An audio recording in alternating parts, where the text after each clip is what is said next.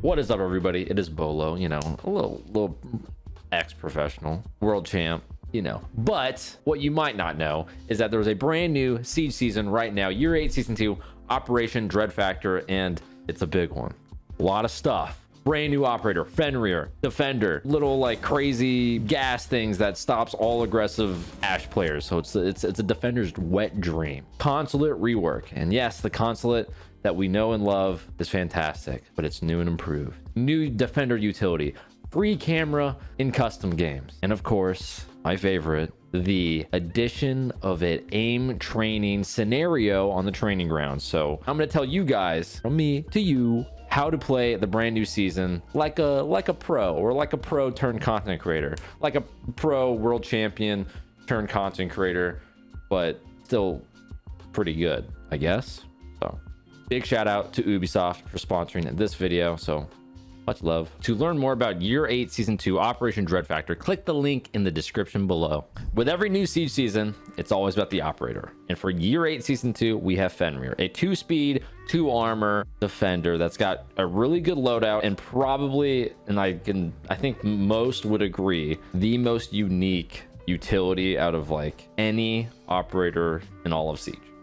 It is kind of crazy. Basically, you have 5 mines. You spawn in 5 mines, bang. You can throw all of them at once if you wanted to. You can only activate 3 of them, so you kind of have to pre-plan. Like you do have 5 of them. So what I like to do a lot of the time is I just put them at all the entry points. Like I think, okay, front door, yellow, visa, top spiral, and then maybe like, you know, 1 or 2 for late round. Like maybe if I'm playing CEO, I would throw it in on the CEO window, or inside of pro through the breach, whatever it may be. You can kind of mix around how you want to play the utility. You can do a little drop in each bucket instead of full forcing one avenue, if that makes sense. Fenrir, I would say not necessarily an anchor, but as the clock runs down, Fenrir becomes more and more valuable because he can keep, you know, popping them up, popping them, turning them off, and just keep using his utility. Fenrir also has a pretty decent loadout, honestly, for a defender. You know, he's got the MP7. You know, we like the MP7 over here. He's got the SASG shotgun, because, you know, why not? Might as well give him a shotgun. We got the bailiff, MP7 bailiff, rotate making capabilities, hole making.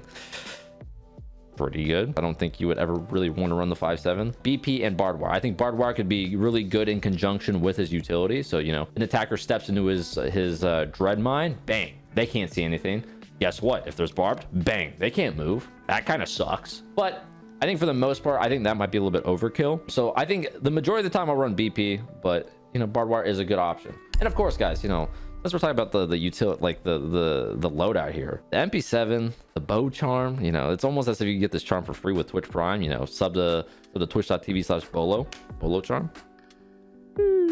I do think this is the ideal loadout for Fenrir, which is honestly a good loadout. And I was saying earlier how Fenrir can be used for like the anchor, and the more later in the round that he's alive, the more valuable he's going to be. But this is a crazy loadout. You can, I'm gonna be real, you know, I'm saying this now, and I'm gonna say how to play Fenrir. I just run around because it's the MP7 and the bailiff. Like it's such a good like entry denial loadout for an operator. And another crazy switch that Siege has added is the Defender observation blockers. So basically you throw it down, big line, poof, drones can't see through it. Attackers can still see you, defenders can still see attackers. It's literally only for drones. So it's like, you know, if you got a little sneaky cheeky evil eye posted up in a corner, observation blocker, drones can't see it. They can go through it, but they cannot see it at a distance. They have to cross the threshold, which honestly I think is a really dynamic way to just switch up the game, because drones have always been like, you know, you have your counters, your vigil, your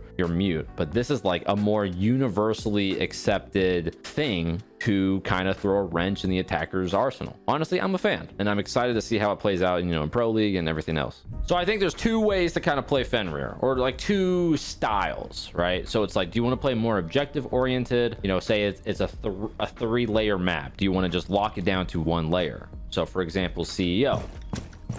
Bust down on the CEO. Okay, so there's the CEO window, which is a pretty popular like swinging spot. I might throw one there.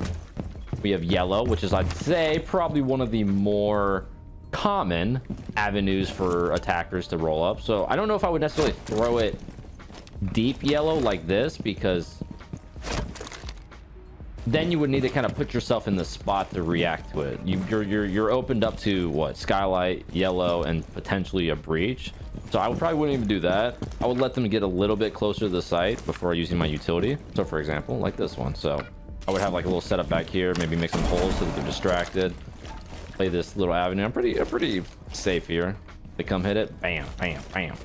Near the site, but ready to react to it. But you don't want to have it too far. I'd probably throw one like spiral, you know. Just basically anywhere that you think that an attacker is going to have their main push coming from. And with 5, you really have a lot of areas to kind of play around with. So I've already locked down, in my eyes, 2 out of the maybe 4 main entryways for attackers, and I still have a lot more to go. So on this one, I would probably just do Visa, honestly. You know, might as well. And then on my last one, I'm tempted to just pocket it. I think usually in a game, I would probably pocket this last one in case I'm on the roam, in case like I need to have one on the go, in case they in the event that the attackers switch it up and go elsewhere where I haven't planned for it.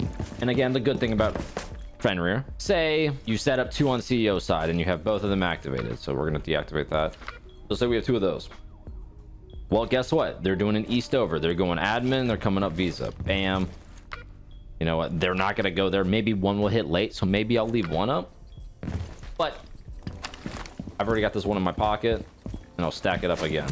And then I'll activate it. The good thing about Fenrir is that there's a lot of versatility. You're not like, it's not like a Goyo canister where you throw it and you forget about it. You always have to kind of keep in mind of where your utility is, where you are in relation to the round. How effective are you going to be by staying alive, or, you know, if you die early, because you can very easily stop a push just by, you know, 1 button, 2 buttons, right?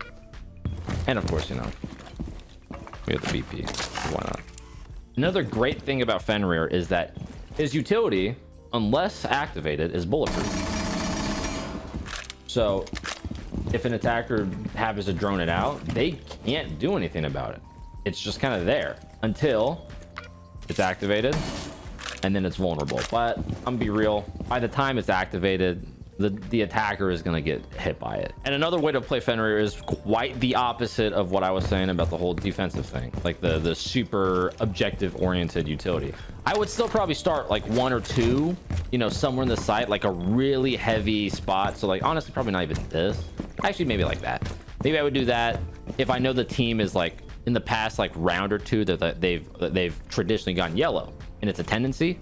I might stack up 2 on yellow side, just like the same ones from the round before, and I might just be like, yo guys, just be careful about that side or whatever. But if my team is like saying, hey, these guys are playing super aggressive, they're not working from the outside of the map, they're just kind of inserting themselves into the first floor or whatever they may be, and it's super aggressive. And if the team wants to have like more of a entry denial way to play it, and basically, for those who don't know, an entry denial is basically a way to play the game where you roam and try to take the fight head on from the attackers. You don't let the attackers get the map control, because at the end of the day, Siege is all about map control. It's all about giving and taking, and you don't want to give the attackers free real estate in a sense. So guess what? If they say, oh, Sledge and Ash, you know, every Ash main is coming in through Visa, you know, just be annoying, I'll throw some util for Visa. Like I might throw this one here, can't really get shot from the window,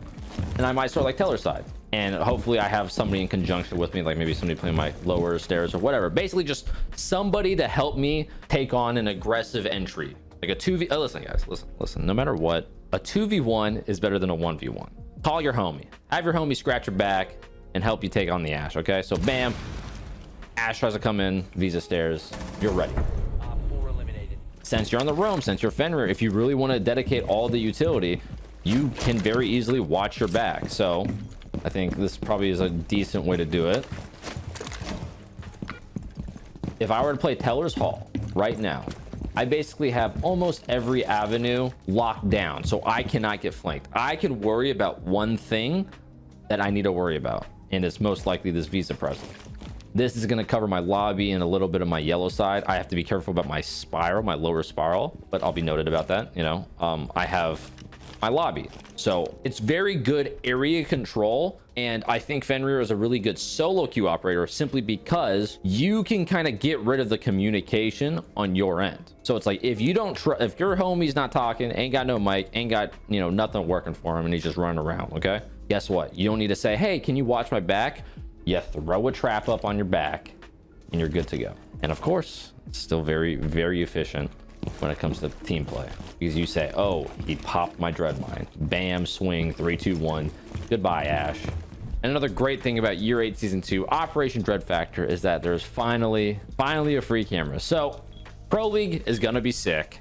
You get to have all your nice little awesome shots of your ranked one taps of free camera, you know, make it a movie, because why not? That's what it's all about. And it's, oh boy, this is a long time coming, boys, long time coming.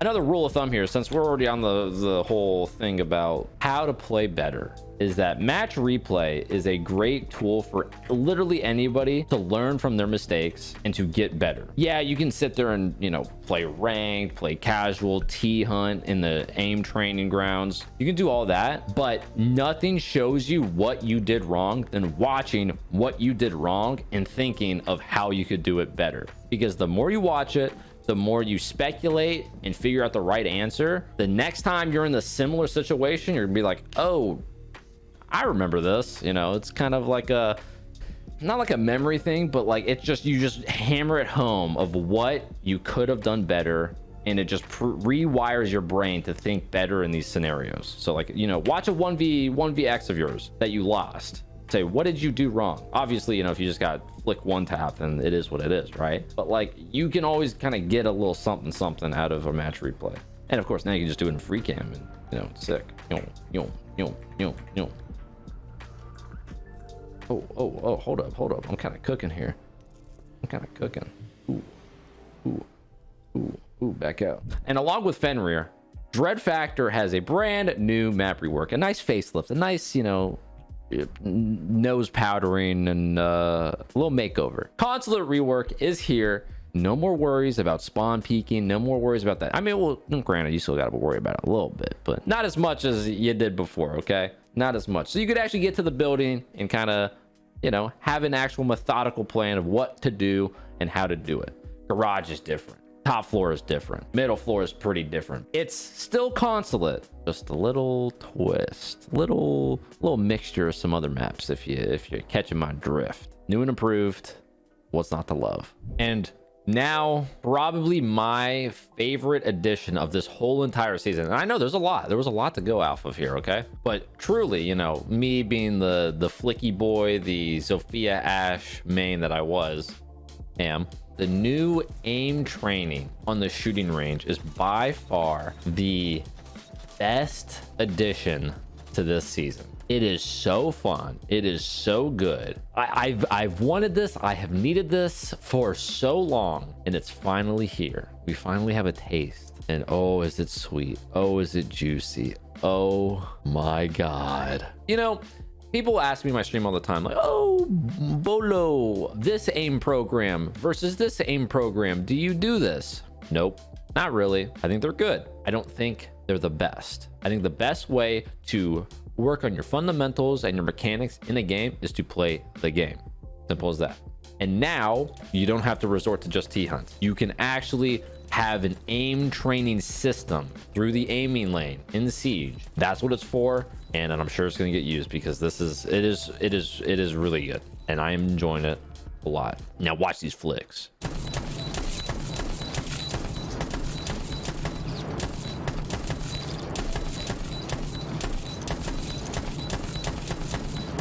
All right, hopefully I kind of prepared you and gave you a little rundown of Operation Dread Factor Year 8 Season 2. Kind of crazy that we're already at this point. Hopefully you're a little bit more prepared. You know how to play Fenrir. You're ready for Consulate. You're getting it going in the aim lane. Ooh, aim lane. Ooh, aim lane. And you're just ready, okay? So you know who to thank. Me, Bo. Have a charm. Once again, big thank you to Ubisoft for sponsoring this video. If you guys want to learn more about Operation Dread Factor Year 8 Season 2 of Rainbow Six Siege, click the link in the description below. Goodbye, farewell, goodbye.